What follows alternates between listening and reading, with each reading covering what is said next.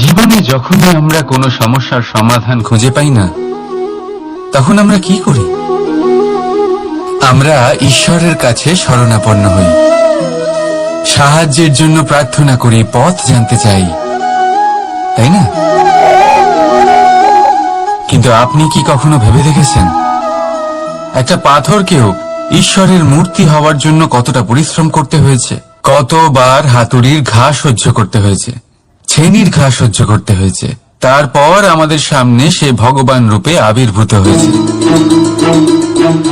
তাই জীবনে এত ছোট ছোট কথা ঈশ্বরের কাছে চেয়ে নিজের সময় নষ্ট করবেন না, বরং অন্তর থেকে প্রচেষ্টা করুন, সংঘর্ষ করুন, সব পাবেন।